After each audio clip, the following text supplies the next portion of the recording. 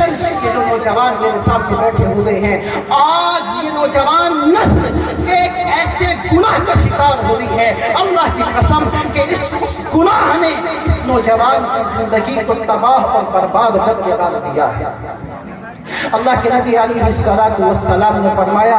من لعب بالنردشیر فکأنما صبغ یدہ فی لحم خنزیر ودمہ۔ اللہ کے نبی علیہ السلام فرماتے ہیں کہ جس نے چوسر کو کھیلا، جس نے چوسر کو کھیلا، اب آپ حضرات یوں کہیں گے کہ چوسر کہتے کس کو ہے؟ اس زمانے جاہلیت کے اندر چوسر سے جوا اور سٹہ کھیلا جاتا تھا۔ اب آپ اس زمانے کے اعتبار سے یوں کہہ لیجئے کہ جس نے جوے کو، سٹے کو کھیلا، گویا کہ اس نے خنزیر کے گوشت میں اور اس کے خون میں اپنے ہاتھ کو رنگا ہے، اپنے ہاتھ کو سان لیا ہے۔ میرے بھائی، میں آپ سے پوچھتا ہوں، بتاؤ، دل پر ہاتھ رکھ کر کے بتاؤ کہ آپ کے اندر سے آپ کا ضمیر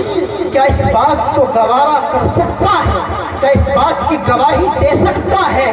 کہ آپ خنزیر کے گوشت میں اپنے ہاتھ کو سان لیں، خنزیر کے خون میں اپنے ہاتھ کو سان لیں؟ نہیں میرے بھائیوں،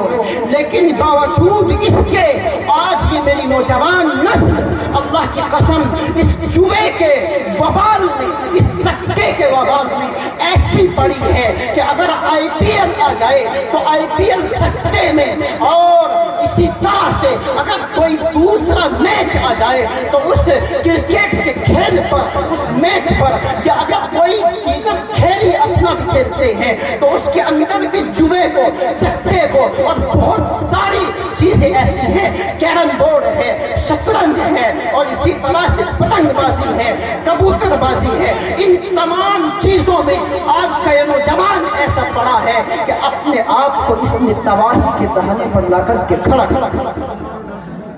اس لیے میرے بھائیوں، نوجوانوں، اللہ کی قسم اپنی اس جوانی کو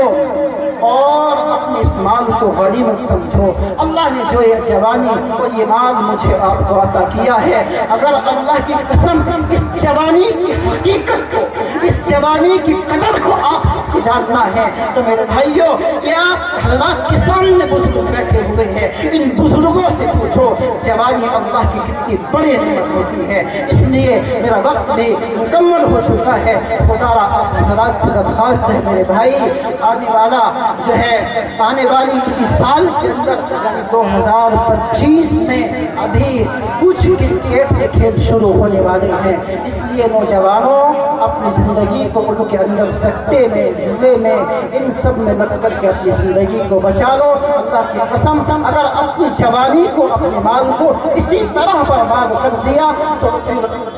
پھر ہمارے سامنے کوئی بچنے کا راستہ نہیں ہوگا، اور اللہ کا وبال ایسا آئے گا کہ اللہ کی لاٹھی میں کوئی آواز نہیں ہوگی۔ انہی چند باتوں پر میں اپنی بات کو ختم کرتا ہوں۔ اللہ مجھے بھی اور ہم سب کو ان ٹوٹی پھوٹی باتوں پر جو اللہ نے اس گناہگار زبان سے نکلوائی ہے، اللہ مجھے ہم سب کو عمل کی توفیق عطا فرما دے۔ آمین وما علینا الا البلاغ۔